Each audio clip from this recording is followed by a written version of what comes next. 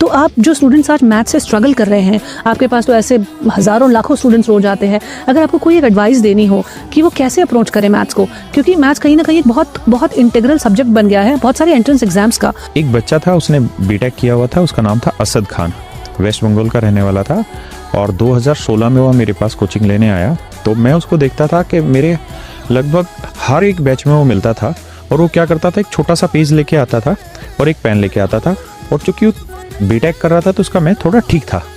वो क्या करता था कि जो हम बोल रहे हैं बस उसको सुनता रहता था, कोई एक दो पॉइंट लिख लेता था। मैंने उसको देखा कि 4 साल तक वो इसी तरह से तैयारी करता रहा, लेकिन उसका सिलेक्शन नहीं हुआ। वहीं एक बच्चा था विनय करके, और विनय जो था वो बहुत ही कमज़ोर बच्चा था, और इतना कमज़ोर बच्चा था कि मैं जब क्लास में पढ़ाता था तो मैं फ्रस्ट्रेट हो जाता था, क्योंकि जब आप हज़ारों बच्चों को पढ़ा रहे होते हैं, मैं बत्रा सिनेमा हॉल था, सिनेमा हॉल के अंदर पढ़ाता था, तो जब आप कोई चीज़ कराते हैं ना तो आप एक उम्मीद रखते हैं कि इतना लेवल सभी का होगा और हम इससे ऊपर ही हवाई जहाज उड़ाएंगे।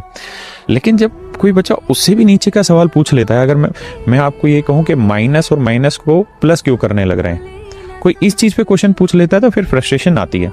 तो मैं उसको क्लास में हमेशा कहता था विनय को कि तू ढक्कन है, तेरा ऊपर की खोपड़ी उड़ी हुई है, तुझे कुछ नहीं आता, तेरा सिलेक्शन नहीं होगा, टाइम पास करने लग रहा है। तो हम ऑफलाइन पढ़ाते थे, तो सुबह 8 बजे पढ़ाना शुरू करते थे और रात के 9 बजे तक बैचेज रहते थे। वो इतना शैतान था कि वो हर बैच में चला जाता था, और जब लड़कियां बैठी रहती हैं साथ में, और जब किसी लड़के को हम ये कह देते तेरे बस की नहीं है, क्यों परेशान हो रहा है, तेरा टावर उड़ा हुआ ऊपर का, तो बड़ी बेइज्जती होती, और बहुत सारे बच्चे तो इसमें क्लास पढ़ना छोड़ देते हैं। उस बच्चे ने क्या किया कि वो हंसता रहता था, सुनता रहता था, हंसता रहता था। जब हम किसी क्लास में जाते दिखते थे और वो बैठा हुआ दिखता था तो फिर मना रहे फिर आ गया यार यहाँ पे, ऐसी फीलिंग्स आती थी। लेकिन वो लगातार लगा रहा, वो उसके मतलब लगातार करता रहता, हर एक क्लास को करता रहता, हर छोटी से छोटी चीज़ को पूछता करता चला जाता। लगभग 2 साल लगे उसको, और 2 साल बाद रात को SSC का रिजल्ट आया, और मेरे पास करीबन 11 बजे के आसपास एक बच्चे का फ़ोन आया। तो मैं उसको ढक्कन बोलता था कि तू ढक्कन है, तेरे बस की कुछ करना नहीं है।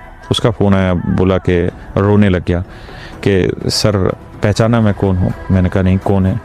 कह रहा मैं इनकम टैक्स इंस्पेक्टर हूँ। तो मैंने कहा मतलब?